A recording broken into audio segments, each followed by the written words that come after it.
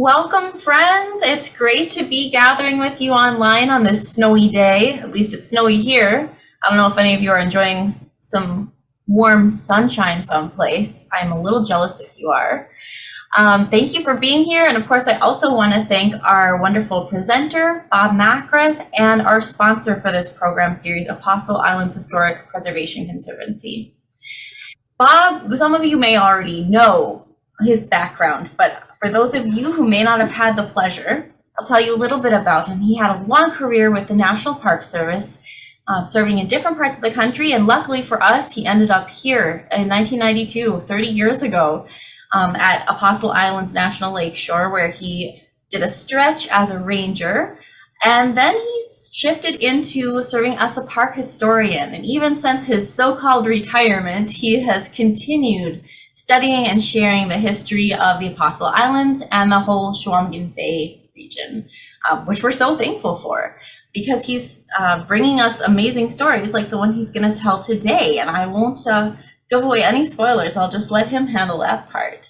A couple of housekeeping items I want to point out. You are going to be muted throughout the presentation as you're listening, and we ask that you also keep your cameras turned off to minimize any visual distractions during Bob's presentation. And questions that come up as you're listening, you can put them right in the chat function, and we'll be monitoring that. And after Bob's presentation wraps up, we will open up for Q&A. I will lift up the questions that you put in the chat, or you're welcome to ask him by turning on your camera and unmuting yourself at that time. And with that, Bob, looks like you're ready to go. Well, thank you very much for inviting me to talk about one of my favorite historical characters from the history of the Apostle Islands area, a lady named Florantha Thompson Sproat. And just to get a feeling for Florantha's experiences in this area, I'd like to go back to Madeline Island in 1842 and read from a letter a lady wrote from Pointe to her family back east. And she writes, "A pleasant day. I have been thinking of home Sunday 1 whole year since I've had news from you. Are you all living and in good health? Our expectations have been raised this morning, for a smoke signal suggests there's an arrival. When people come to this place in the winter, they come to the opposite shore and there make a signal. Those who see it first come grab a boat and bring them over. At this time, we are in expectation of men that were bringing the mail and in hopes that the smoke indicates their arrival. You have no idea of our feelings at such a time. One fact I would mention, that any mail that you receive from us, fall, winter, or spring, are carried by men 400 or 500 miles through a thick and uninhabitable wilderness with snow 4 or 5 feet deep. They go thus far before they reach any sign of habitation, and they leave the mail and bring that for us back to this place. I hope at this time I will not be disappointed by not receiving letters from you. Way to lay on a guilt flow. These guys walk 400 miles through the snow and you can't be bothered to write a lousy letter? Well, unfortunately for our friend here, she did not receive a letter on that particular day, but she continued to write, and I'm very glad that she did, because her letters give us a very good picture of life on Madeline Island at Pointe there at the very close of the fur trade era. And they also give us a window into the life of a very extraordinary character in our history. I have been studying the history of the Apostle Islands, as Marissa said, for more than 30 years. And I can honestly say I have never encountered a historical figure as fascinating as this woman right here, both for her own life and accomplishments and as the matriarch of a long line of strong and talented women and some mighty smart men as well. So let's get a look at her life, first of all. She was born Middleborough, Massachusetts, 1811. Middleborough is kind of in the southeast corner of the state, not all that far from Plymouth. She was the middle child of 9 children of a professional portrait painter. And that picture we just saw was painted by her father and given to her as a wedding present just before she left for Pointe. Her father was named Cephas Thompson, a biblical name. Cephas Thompson, a professional portrait painter, self-taught, who spent about half the year on the road painting pictures for clients all over the fledgling young nation. And her mother of 8, sadly died when Florantha was about 8 years old, giving birth to her 8th child. Her father remarried and ended up with one more son. It appears that Florantha had a good relationship with her stepmother. And in this family of 9 children in total, 4 of them became artists, just like their father. Now, Cephas, as I say, was a very highly sought after artist, portrait artist. He, on his travels through the country, he painted pictures of quite a lot of well-known subjects. So, example right here, the Chief Justice John Marshall. His works you can find in museums all over the country. There's one of his portraits is down in the Art Museum in Milwaukee, or in the Metropolitan Museum of Art in New York, very prominent in his day. And as his travels took him around the country, much of his time was spent in the prosperous states of Virginia and South Carolina. And well, many of his portraits were of people who were connected in one way or the other with the institution of slavery, like this fine fellow right here, Isaac Manchester, a notorious slave ship captain. Even home in New England, he could not escape the slavery connection. Among his most important patrons were the wealthy DeWolf family of Bristol, Rhode Island, who owned the nation's largest fleet of slave vessels. So as uncomfortable as it may be to consider, wittingly or unwittingly, much of Cephas Thompson's artistic career and Florantha's early life was financed in part by the labor of enslaved Africans.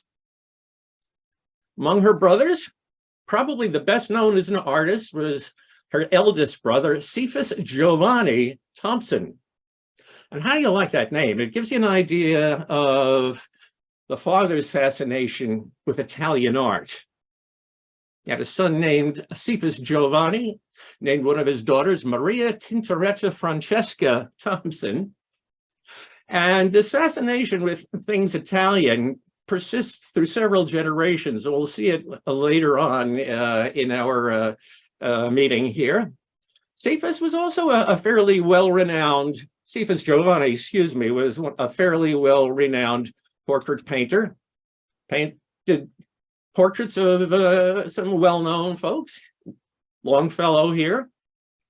But he also branched out a little further, exercised his artistic talents in ways that his father did. And when I see this one, as a Catholic boy, I said, oh my heavens, that's the Madonna and Child. Well, that would have been mighty unusual for a Protestant New Englander in that time. So it's Woman, Baby, and Young Boy is the title of it. But you can see that I think he was channeling his inner Giovanni there when he painted that particular item.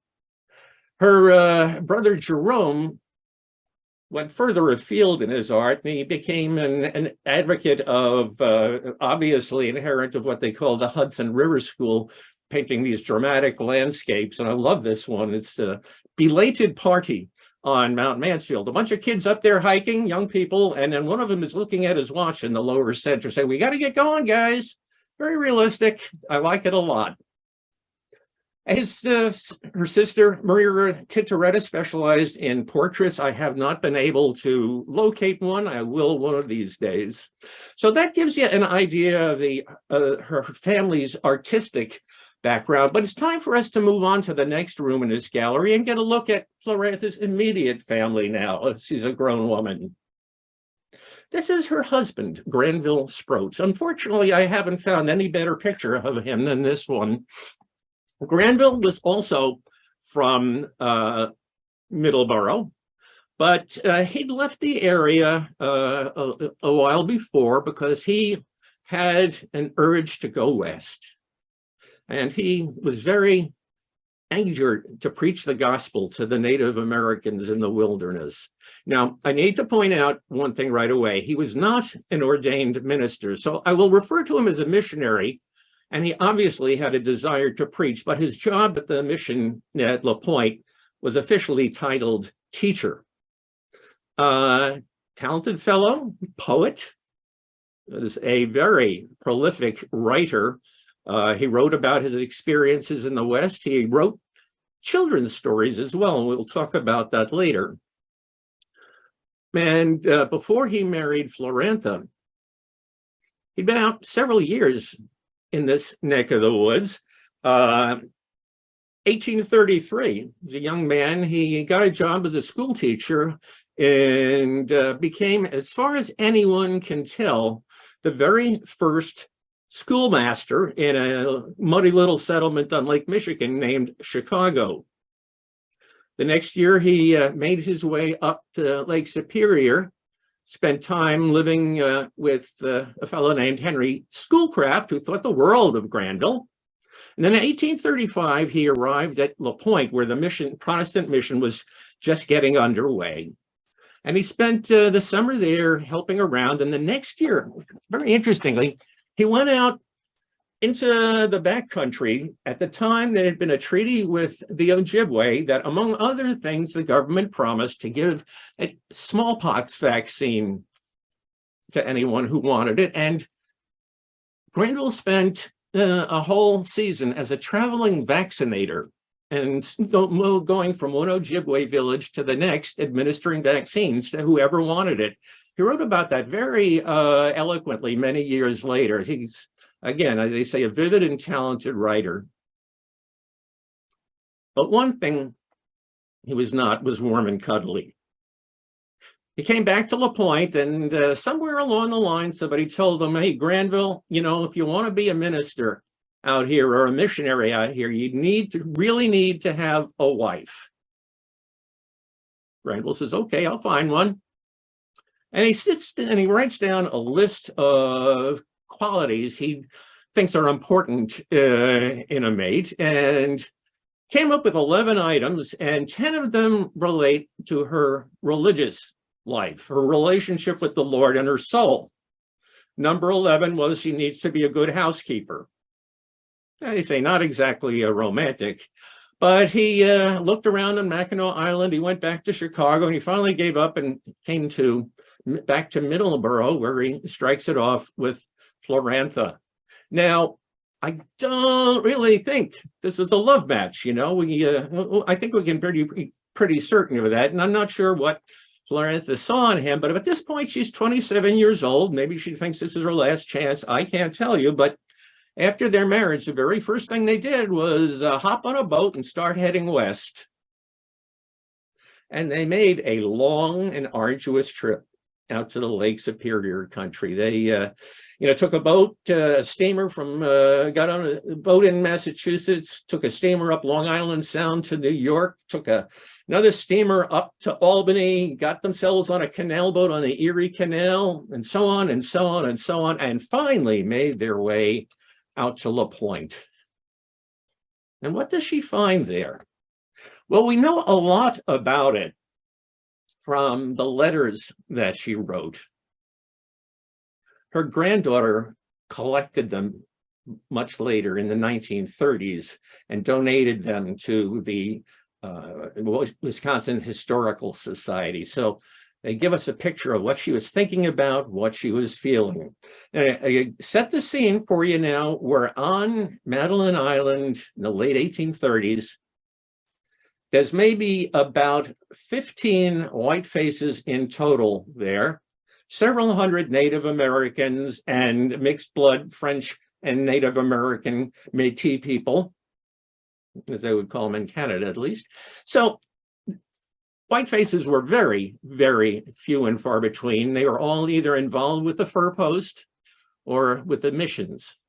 The Protestant missions set up first fledgling steps in 1830. Father Barriga, the Catholic priest, the famous Catholic priest who later became bishop, came here in 1835, the same year that Granville did, and then Florantha arrives in 1838. And what is it like for her? Well, it doesn't seem real encouraging, because among the things that she writes about in her first letter home is how unhappy she is that some of her china was broken on the way out. And one of the things that bothers her a whole lot is somewhere along the line, somebody mislaid a knife, a piece of silverware. So she doesn't have 6 full place settings, but only 5 and an extra fork and a spoon. And how is she ever going to entertain that way?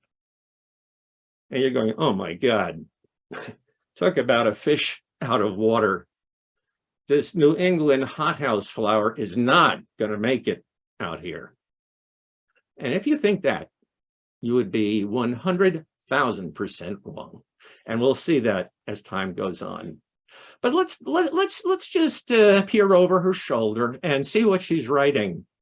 And she writes home. She says, I will tell you how I spend my time here. I am my own servant. I have no one to assist me, but my husband brings in wood and water. I scour my own knives, candlesticks, and tin pans, which is no small job. I make my butter, which is considerable, having only 1 cow. I have made soap, and I've had excellent luck. As time goes by, you stop hearing complaints, and you see that she's settling in. One of my favorite letters tells of a mishap once when she gets onto a dog sled. She's writing to her young brother, and she says, I gladly accepted and got into the little carriage made for the purpose. Before Mr. Hall could get in, the dogs set off at their greatest speed, delighted with the fun. Mr. Hall made the greatest effort to overtake me, but he might as well have tried to overtake a wild deer in the forest. And I was hurried along at greatest speed over the plain and through the forest, and not feeling any danger, I was pleased with my ride and excited with laughter, while those that we passed looked on in astonishment. So you see, she's starting to enjoy herself out there, but there's also sad moments. And we have another letter in 1839. She writes to her stepmother, and you notice she writes, my dear mother, when I received your letter, I was recovering from confinement. And I tell you, of all my friends, you alone can sympathize when I tell you that on the morning of June 1st, I gave birth to a lovely daughter, but the Lord took her spirit to himself.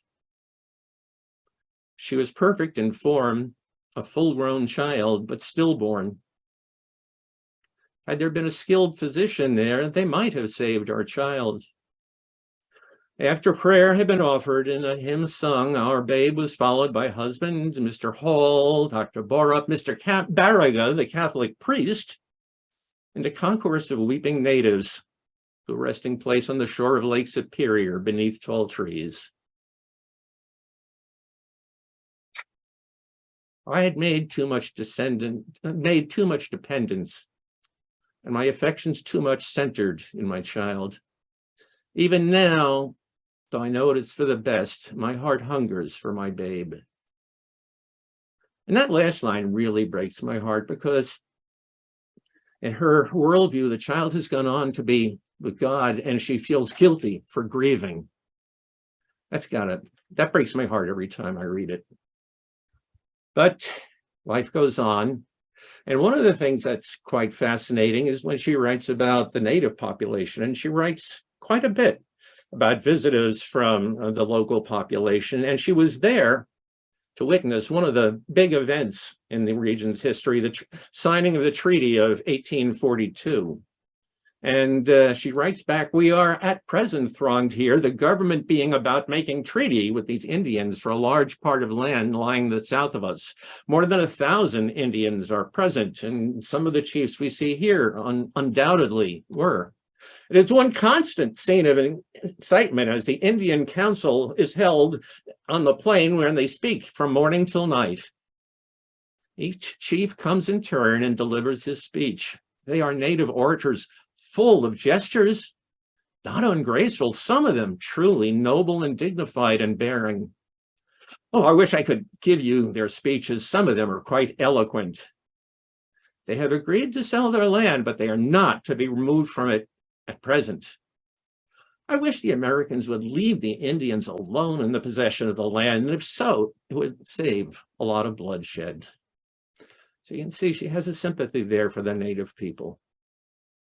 Undoubtedly, though, the most exciting letter that she writes involves a trip that she made in 1842 when the head of the fur post, Dr. Borup, decides to pay a visit to a subsidiary post at Fond du Lac, which is near the site of modern-day Duluth. Duluth did not exist then. Fond du Lac is about 14 miles up the St. Louis River from where Duluth is today. And he says, "Hey, anybody want to come with?" And Florantha and her husband join the crowd that's going to see a new place on the lake. And she writes back home, April 18th, 1842. "We commenced our journey a little bit past 9 in a large bateau manned by 6 Canadians and 2 Indians. That afternoon, the scenery became more and more grand, the shore made for the most of high precipitous rocks covered with evergreens and trees of every kind and color, and all in strange shapes." What we're seeing here, folks, is, as far as I can tell, the second earliest account we have of the sea caves by a white explorer. There was a geologist who was there about 10 years before, and he sent in a report. But after that, Florantha was the very next person to describe the sea caves, and she goes about it with her customary eloquence. "At about 5 in the evening, we came upon one of the most stupendous of God's works, an arched rock supported by pillars, perfect and beautiful, bearing on its summit trees of every size and many kinds, entwining their roots in every direction, and mosses growing of every color, enchantingly sublime. We sailed our large bateau between pillars and beneath the rock in the forest above. The shores of the lake for miles showed something of lake-like scenery, caverns worn by the water, pillars supporting the rocks, and at times the rocks assuming the form of mighty buildings, the water dashing among them, sounding like deep and heavy thunder. One of the boatmen who knew not a letter, in other words, he was illiterate, one of the boatmen who knew not a letter said, 'It is certain the builder of this knew what he was about.'" Well, they get out to Fond du Lac, spend several days visiting and hanging out. At one point, most of the folks on the trip climb up a hill to get a look at the view. Florantha writes that she didn't go. She was feeling a little bit tired. And you find out she's about 5 months pregnant when all this is going on. And then they start homeward, and the weather isn't nearly as good. The morning was stormy, and with the storm increasing in the afternoon, we stopped at an old trading post, now vacated, went into a log house without windows, set a fire in one room, set up a little stove that we had brought with us, and then an oilcloth on the floor, put up an old barrel for a settee, found a barrel, and on it spread a cloth and prepared our supper. And then we explained from all our sincere hearts how thankful we are for so comfortable a place. At night, we spread our blankets on the floor and slept as well as we could. You're stuck all there all Sunday, and then again on Monday. The weather doesn't let up. And she writes, we spent our time in talking, laughing, singing, and reading. Dr. Borup said to me, I wish your folks could see you as you are now in all your dirt. And I said, it would be a novel sight to them indeed. So you see how comfortable she's gotten. From worrying about her silverware and her china to rolling out a blanket on the floor and sleeping there all covered with dirt and laughing about it and saying, we had a great time. And you see how people change and grow as they gain new experiences. And things perk along. They stay there another several years. Florantha gives birth to 2 little girls. She teaches the Indians. She plays hostess to visiting missionaries. Things are going along fine, and then it all comes crashing down. Granville is thrown off the island, fired, sent home in disgrace. And why? Well, there's no tactful way to put it. For sexually assaulting another missionary who is staying at their house. A young man who is staying there, and Granville entered his bedroom, and the young man later writes in very graphic detail about what Granville tried to do to him and how he had to spend the night fighting him off. And that's the end of their time on Madeline Island. How do you think Florantha felt about that? Well, she tells us, and she writes to a friend that she's leaving behind on the island. I have presumed you have heard of our leaving. As we went in a hasty manner, my things were thrown into confusion, into boxes. I knew not where or what, and we hurried away.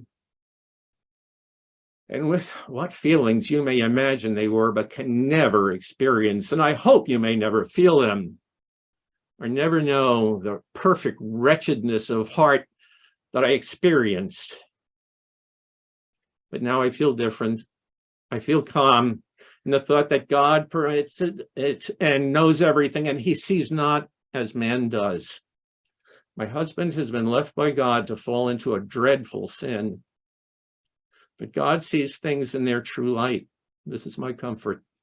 May God forgive him his transgression and lead him back to himself. And one of the missionary wives who left behind writes to another friend, Mr. and Mrs. Sproat have left the mission. His case has been a very painful one. His crime is of such a nature that I cannot write you about it. Mrs. Sproat left us with undiminished confidence and love of the mission. She is a poor, broken-hearted woman. She was a good woman, and I miss her very much. Well, they make their painful way back, repeating the same trip they took 6 years before, but now with 2 little children. Elvira, elder daughter, is 3, and Lucy's a little bit more than a year. And on the way, they nearly lose Lucy. And she writes, on the way, our younger daughter became deathly ill. I'd begun to fear we should have to leave our daughter or her mortal remains in Cleveland. Well, the child eventually recovers. They end up spending a week in New York, where Florantha, I guess, finally manages to look a little bit at the light side of things. And she adds a little postscript. My bonnet is all out of date. All old and young wear hats. They now do up their hair on the top of their heads and wear high fashions. I guess 8 years on the frontier have not completely destroyed her fashion sense. Well, back they go to Massachusetts. And Granville apparently sits and stews for 3 years. And then 3 years in 18 1949, 3 years after they arrive home, he gets a bright idea. He heads out to California. Now, what's going on in California in 1849? I think we all know, the gold rush. Now, why did Granville decide that California is the place he ought to be? And we don't really know. His motivation is kind of unclear. Does he want to preach to the miners? Does he want to mine gold himself? Or is he just looking for a fresh start? There's conflicting accounts, and still haven't come to a conclusion myself. He did join what's called a company of miners at one point, but eventually he settled back in San Francisco. And after being away for 5 years, he sends word to Florantha back in Massachusetts. Okay, got it all set. Come on out. Now, a trip to California in those days involved a many months long trip on a sailing ship around Cape Horn. It took Granville 6 months to get out there on the ship. And so on November 13th, 1854, today, this time of year, they get on board the vessel Saracen and head off for their voyage around Cape Horn to San Francisco. Florantha Sproat, her 12-year-old daughter, and her 10-year-old daughter. Mom and the two little girls, on a sailing ship for a voyage which lasts, it turns out, 7 months. And they were stuck, it turns out, they were stuck off Cape Horn for 17 days by bad winds. On January 2nd of the following year, one sailor was washed overboard and drowned. And then when they finally get close to the destination, wind dies and they're becalmed for a week. And they finally arrive in San Francisco in April. Can you fathom getting on board a sailing ship with a couple of preteens, spending all of that time? God, I can't. So there they are out in the boomtown of San Francisco. And what's Granville up to right now? He's playing doctor. Well, sort of. He apparently did have at least some medical training. And apparently in a rough town like San Francisco, that was enough to serve as a medical person out there. He was associated with a hospital for a while even, and eventually I guess as more qualified people came in, they moved him down into a subsidiary position, but he ended up going by as Dr. Granville Sproat. Whether he was one or not, I guess he played one in San Francisco. And meanwhile, to make some extra income from the housing, they opened their home as a boarding house. And Florantha, being an excellent cook and housekeeper, brought in boarders, and they made a little extra income that way. And in 1860, a gentleman enters their life to spend the winter there named James Mason Hutchings. Now, Hutchings is an important figure in the history of California. He was one of the first whites to behold a place called the Yosemite Valley. He was part of the second party, as far as I can tell, that actually went there. The place was already the home of Native Americans, and it's typical story of Native Americans being displaced when the white folks show up.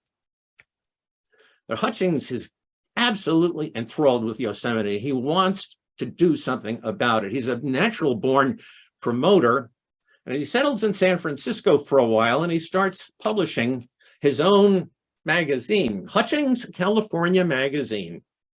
And he's trumpeting the glories of California with special attention to the Yosemite Valley. And it works out quite well because he seems to get along very well with Granville, and Granville ends up submitting a lot of material to the magazine, and poetry, stories for children. He wrote a whole collection called Uncle John's Stories for Good California Children. And, when I first saw that, I said, oh my God, I know what these 19th century children's books are like, little morality plays. And then I read a summary of some of them, and here's one of them: the manic mother and child. A boy is killed in a house fire. The mother ends up in the insane asylum, but her daughter manages to find her in the madhouse. The visit cures the mother, and everyone lives happily ever after. And I'm going to say, what? Okay, that's his idea of a children's story, whatever. And then something momentous happens. Wedding bells. Hutchings courts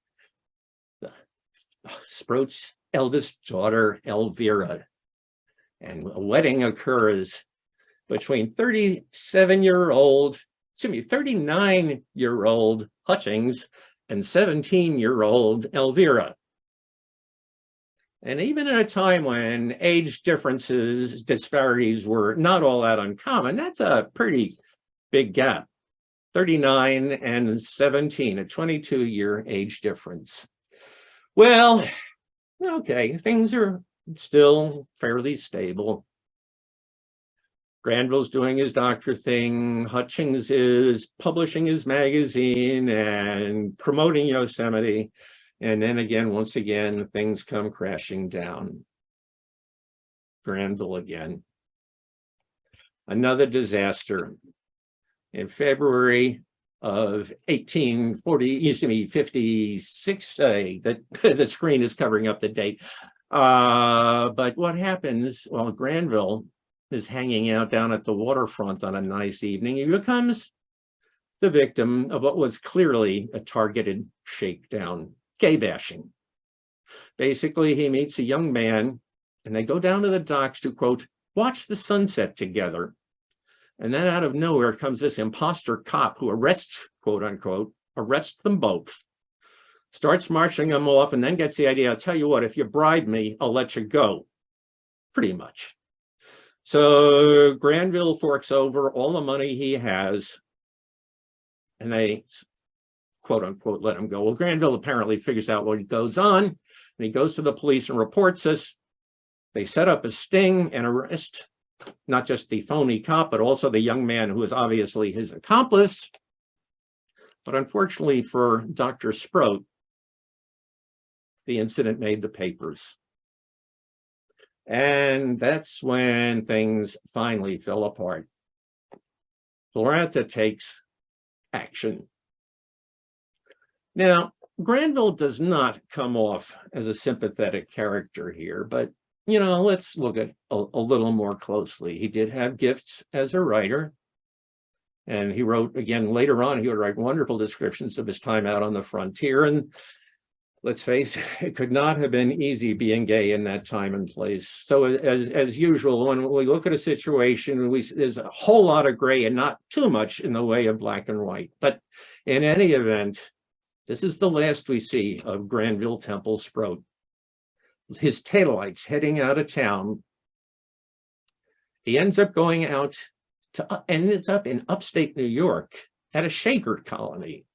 Now, the Shakers, of course, are a celibate sect, and I think that was probably the best place for Granville to be for time on. Well, what about Florantha out there in San Francisco, now on her own? One daughter is married, the other is still a teenager. What do? Well, guess what? It's time to head to Yosemite. That's right.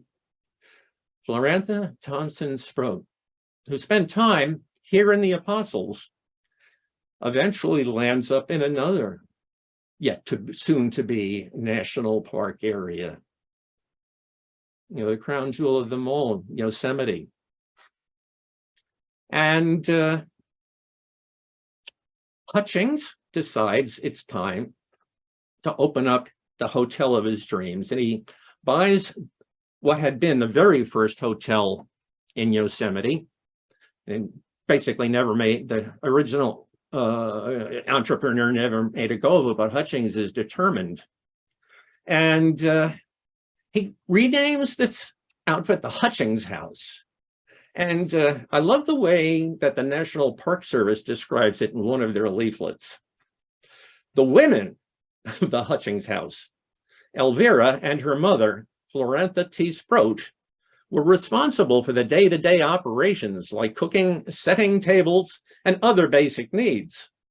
James, unfortunately, was more interested in promoting his own legendary fame than looking after visitors, and the owner did not even ensure the guests were furnished with silverware.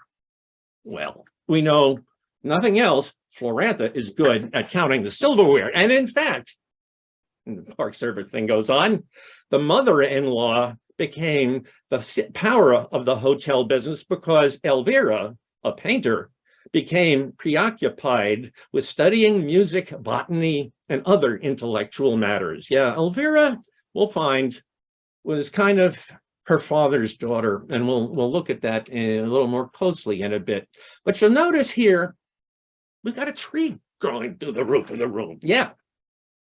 They built the hotel around a tree, and the big tree room was one of their marketing gimmicks. Come sit in our sitting room around this huge cedar tree. Well, that was pretty well known. The hotel is gone now. It finally fell apart and they demolished in the 1940s, but the tree is still there.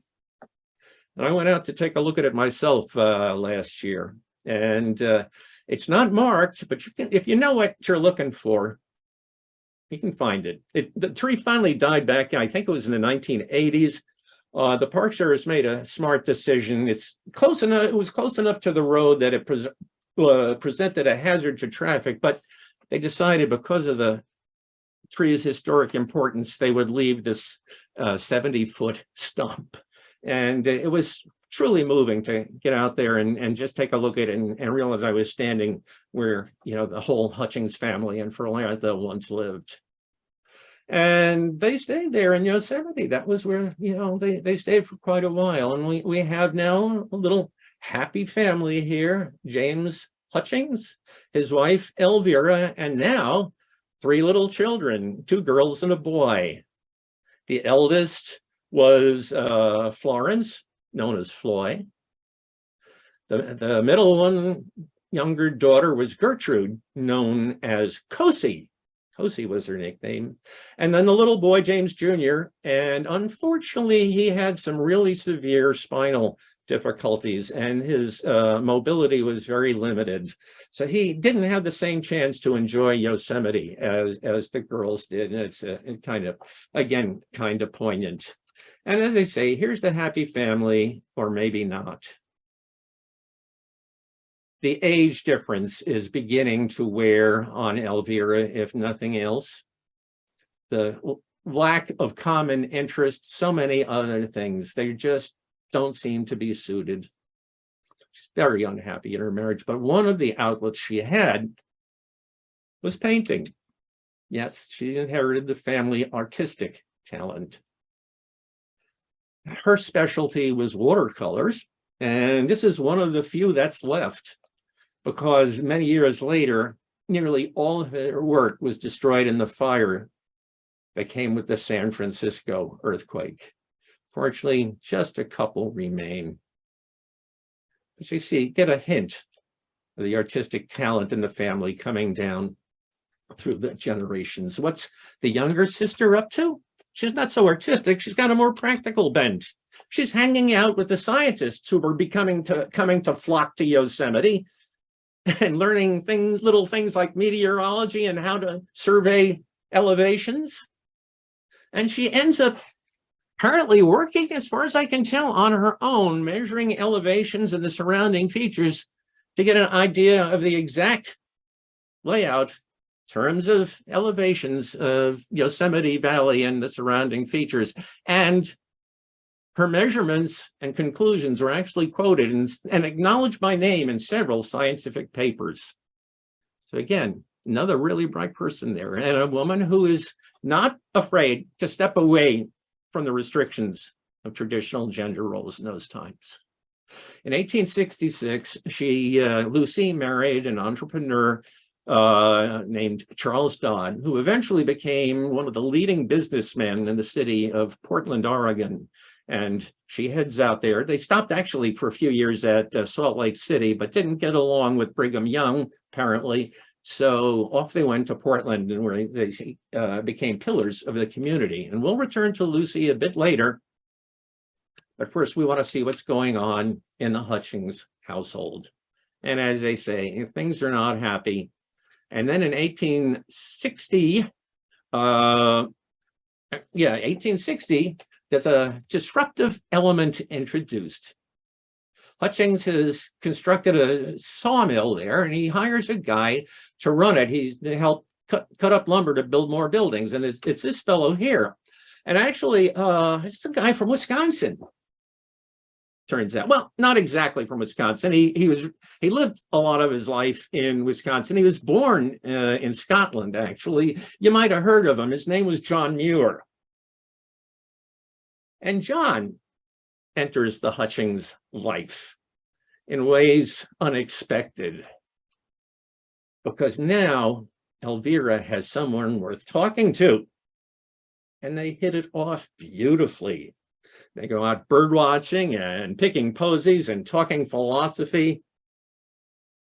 And just about that time, Mr. Hutchings gets word of this national park proposal or whatever it is, and he becomes very concerned that this thing goes through. They're going to come and confiscate his hotel.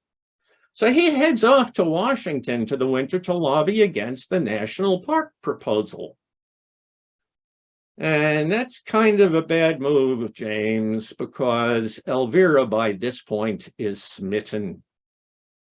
And she eventually becomes friends with a well-off San Francisco lady who is sort of a patron to Muir. And they write back and forth friendly letters, and finally Elvira spills the beans.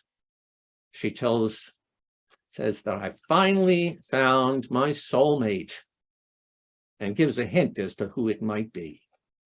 Well, the lady on the other end of this line there is absolutely horrified.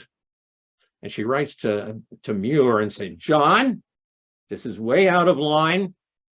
And if you follow through with any of this, you're going to throw your whole life's work down the drain. And I'm certainly not about to subsidize you anymore. So Muir takes the prudent course of action and leaves the area for a while and cuts contact entirely with Elvira. But years later, when he's become well known, he makes a very strong effort to collect all the letters that Elvira wrote to Mrs. Carr, the lady we're talking to, and manages to get hold of most of them. And then he puts them with his letters to Elvira and leaves instructions that after he dies, burn every one of them. So we don't know too much about John Muir's approach, but we do know he finally got to his senses.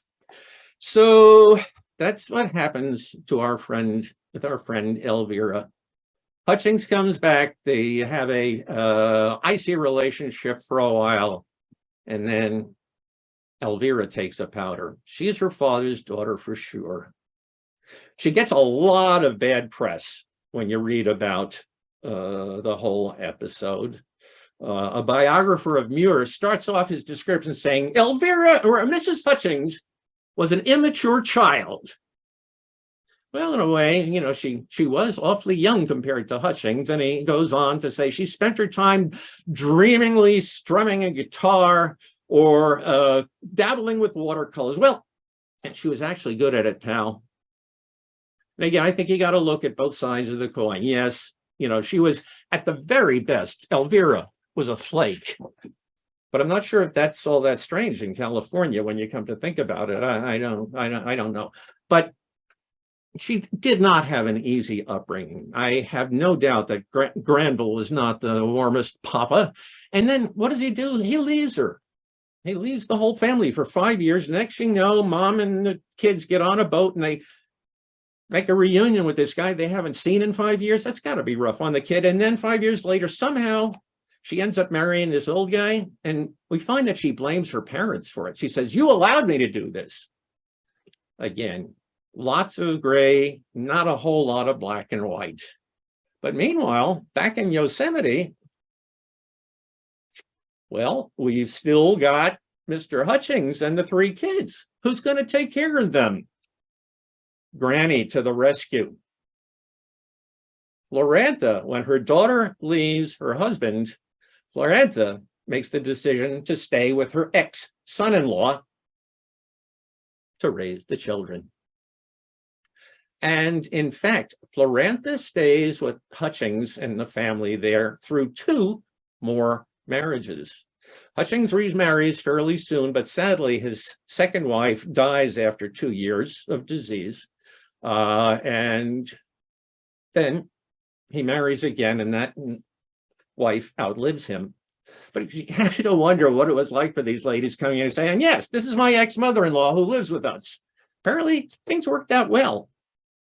And actually, incidentally, I should mention that Muir was very fond of Florantha. He loved her cooking. He found that she was a very keen observer of weather phenomena. He called her our weather prophetess. So, you know, she's pretty well at home out there. And how at home is she in Yosemite now? Well, let's take a look at the mountains of Yosemite there. I'll tell you, one of the most famous features of Yosemite is Half Dome. It stands here iconically over the valley. And at this point, no one had ever climbed Yosemite, Half Dome. As a matter of fact, people are saying it was unclimbable. Now, you get an idea how massive this thing is. Let's zoom in just a bit. Those are full-size trees that you see there bristling over it. And today, you can get up to the top on a set of cables, but it's not exactly easy. And maybe going down is even more scary. Well, in 1875, a gentleman named George Anderson made his way to the top, and he rigged up a rope. Cables came along much later. He rigged up a rope so other people can come up after him. And that summer, a party of 5 men and 1 woman made their way up that rope to the top of Half Dome. And that woman was not 64-year-old Florantha Sproat. Florantha waited till the following year when she was 65 to try it out. And yes, Florantha Thompson Sproat, little girl from Massachusetts there, was one of the first handful of women to climb to the top of Half Dome. And I always wondered when she was up there looking out over Yosemite Valley, if you'd asked her, do you still think that the Apostle Island sea caves are the most stupendous of God's works? Would she say, well, I changed my mind? I don't know. I mean, I love those sea caves, but come on, guys, Yosemite, hard to top that. Florantha lived several more years. Things got a little complicated because, in fact, Hutchings was thrown out of Yosemite when they took up his hotel. Then he moved back, and it was a lot of moving in back and forth from Yosemite to San Francisco. But she finally passed away in 1883 at the age of 74. But before we leave this museum entirely, I want to go to the next room in the gallery and talk a little bit about Florantha's offspring some more. We've got here now a young woman named Florence Hutchings, Elvira's oldest daughter. And, well, she was what you'd call today one rip. Florence Hutchings, they call her a tomboy, they call her a hellion, but whatever it was, she had high spirits. She was the first white child born in Yosemite. Everybody spoiled her.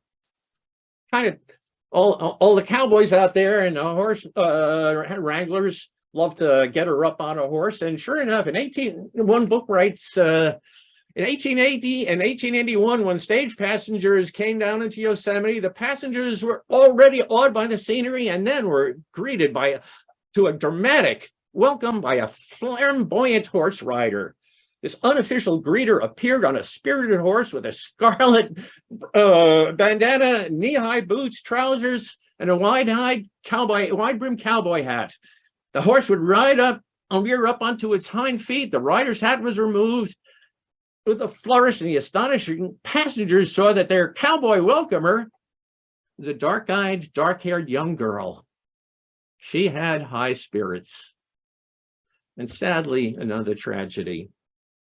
At the age of 17, she was killed in a climbing accident out on the trail. The details are a little fuzzy, but it appears she was leading a group of tourists up a trail. Someone up above dislodged a rock, hit her on the head, and she died of injuries several days later. And we know that Florantha was by her side, caring for her in the last.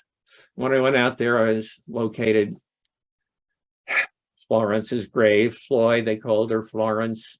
It's worn away, but if you put a few pine needles in the inscription there, I was able to make them out enough for a photo. She's buried there right in the valley, not far from the National Park Service Visitor Center now. Her younger sister, rather, Gertrude, or Cosie, was nearly the equal, as far as I can tell, of Florence in terms of her spirits. She just doesn't get the same press. Gertrude, or Cosie, went back east, was educated for a couple semesters at Swarthmore College, ran out of money, came back to Yosemite, got a number of jobs that included telegraph operator, stagecoach driver, pack train wrangler. Then she became postmistress of Yosemite Valley. And then she got married and moved away to Vermont. And she stayed there for many years.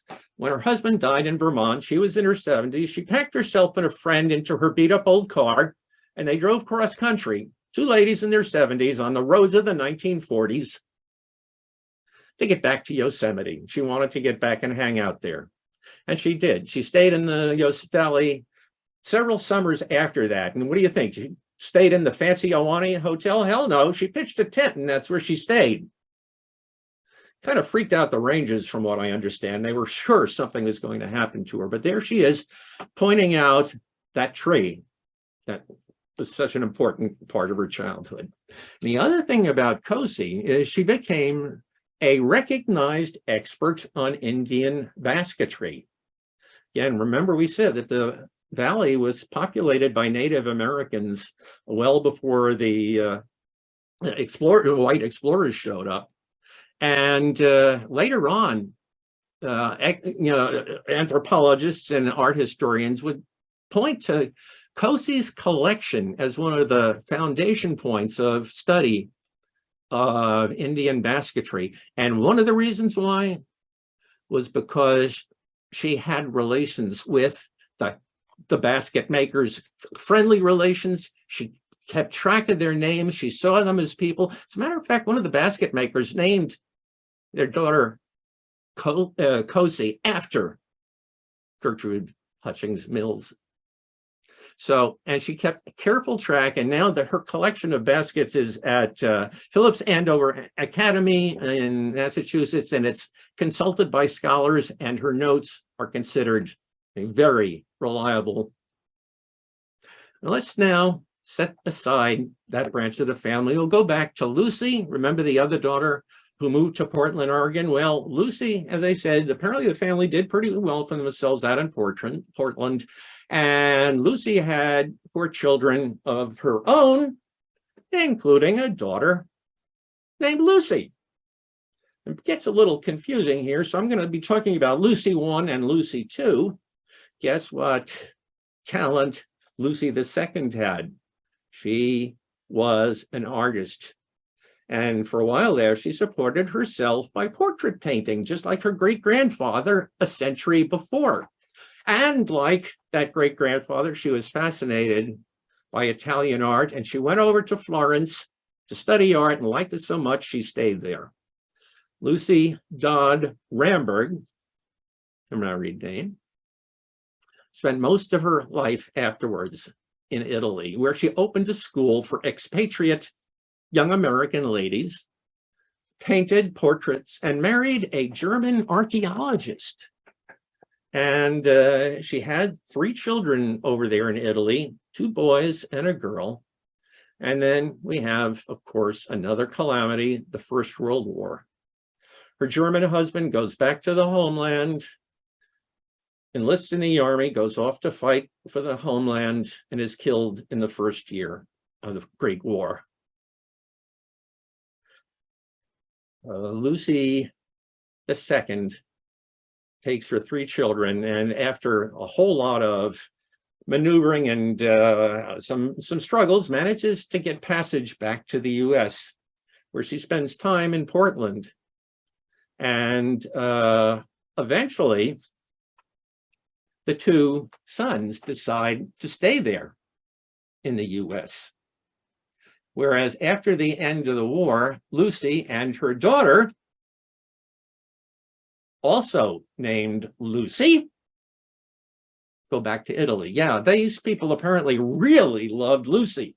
So we got Lucy 1, Lucy 2, and now this is Lucy the 3rd. They go back to Italy after the end of the First World War. Things are going along okay. The 2 boys, as I said, stayed in the US to pursue their education. And when I say pursue their education, they pursued it diligently. Both of them ended up with PhDs in physics. Yeah, physics, PhDs. Yeah, they pursued their education all right. Well, meanwhile, Lucy's over there with her mother, or maybe I should say Lucy's over there with her daughter, but look, there's 2 Lucys over in Italy. And the younger Lucy is not a painter. Turns out she's a poet, like her great-grandfather. And she also is quite brilliant. She ends up teaching for a while at the Sorbonne, the university in Paris. And but she hung out with an arty crowd there back home in Florence, and poets, artists, whatever. And she ends up having an affair with a pilot from the Italian Air Force, and she gives birth to her son, his son. They never married, but they gave the boy his father's last name. He's called Mario Capecci, Florantha's great-great-grandson. And then, of course, things fall apart again. The Second World War arrives. And it turns out that Lucy the Third there has been highly involved in anti-fascist activities, distributing literature, and generally opposing the Mussolini regime. And when the Germans come in, they scoop her up and send her back to Germany to a concentration camp, where she spends the next several years. And what happens to young Mario? Well, Mario's pretty much left on his own. Lucy had made arrangements for a family to take him in if anything happened to her. But apparently something went wrong, and he ended up spending much of the war out on the streets at 4 and 5 years old, fending for himself, living by his wits, this little kid with a war going on. Well, there's finally a happy ending. Lucy survives her time in the concentration camp. And in 1946, a year after the whole war is over, she finally finds her son. He's now 9 years old. And they manage finally to get in touch with the brothers and head to the US. Now, meanwhile, let's take a look at the brothers. As I say, the physicists, both of them well known in the field. The younger brother, Edward, is the one who's most publicly well known. He had a hand in development of color television, and he participated in the team which made the first electron microscope. He's quite the distinguished scientist. And when they get over to the US, he takes charge of young Mario's education, which is a good thing, because Mario there, he's 9 years old, he barely knows how to read and write. So Uncle Edward makes sure that's taken care of. And in fact, he was very well taken care of, because little Mario went on to get his PhD himself from a school called Harvard. Yeah, the street kid who couldn't read and write at the age of 9 got a PhD from Harvard, and he became one of the nation's most prominent geneticists. He worked with James Watson, the discoverer of DNA, and he carried on Watson's work later. So very well reputed. And as a matter of fact, I don't know how well reputed he was. I'll show you a little snapshot he took on a trip to Sweden one time. Florantha's great-great-grandson. that little former street urchin, won himself the Nobel Prize in Medicine in 2007. Think about that for a while. And I'll tell you what, folks, I don't think I can top that for this program. That's the twist ending to end all the twist endings. So I'll leave things right here with the thought that maybe someday, if you make it past the pearly gates and you run into this lady, Florantha here, ask her to tell you her story, and make sure you ask her about the grandkids. So on that note, I'll come to a close and just thank you all, folks, for coming and listening to the story of one of the most incredible people and one of the most remarkable families I've ever encountered in 30 years of studying history here. Marissa, it's all yours again. Thanks. Wow. I only have one question. When's the book coming out? I don't know whether I could write a whole book about it, but I'd like to write an article or two if I can. Yeah, no, I'll let people know. I want to read that whole Florantha saga down through those generations. I want to make sure, one thing I do want to say was, as long as I've got the opportunity, I didn't do this all by myself. All right, I stood on the shoulders of some real giants, and there's some folks who've done some wonderful research out on the West Coast and have been very generous to share it. Too modest for me to mention his name, apparently, but I'll tell you what. There's some scholars, and one in particular out in California, who's done tremendous work, and I couldn't have done any of this without having access to his work, and I'll leave it at that. Wow, well, thank you so much. So for those of you who I see some thanks and appreciation being expressed in the chat. I haven't seen any questions come through on there, but if you like, you're welcome to unmute yourself, turn on your camera if you want, and ask questions directly.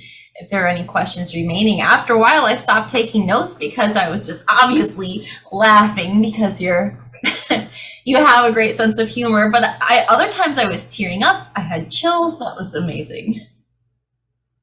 Anyone else want to jump in? Feel free. Well, if you have questions that come up later, you got my email somewhere around. Please feel free. Well, thank you so much, Bob. My pleasure. My pleasure. I'm going to have to go back and watch it again later. It will be, of course, posted on our YouTube channel for anyone who wants to watch it. And you can get there through our website. You don't have to look it up yourself. And I want to thank our sponsor again, Apostle Islands Historic Preservation Conservancy, and all of you for joining us and for your support. We're kind of coming into that holiday season, wrapping up the year, looking to the year ahead and thinking about what we want to accomplish in 2023. And of course, we can't do any of it without the amazing support of all of you. And you're going to see some opportunities in the next couple of weeks from us. We'll be reaching out by mail. If you follow us on social media or over on our website, you'll see some different opportunities to give in the way that works best for you. And I ask you to consider doing so, and with deepest appreciation. Thank you again for joining us today, and we'll leave it at that. Thanks, Bob.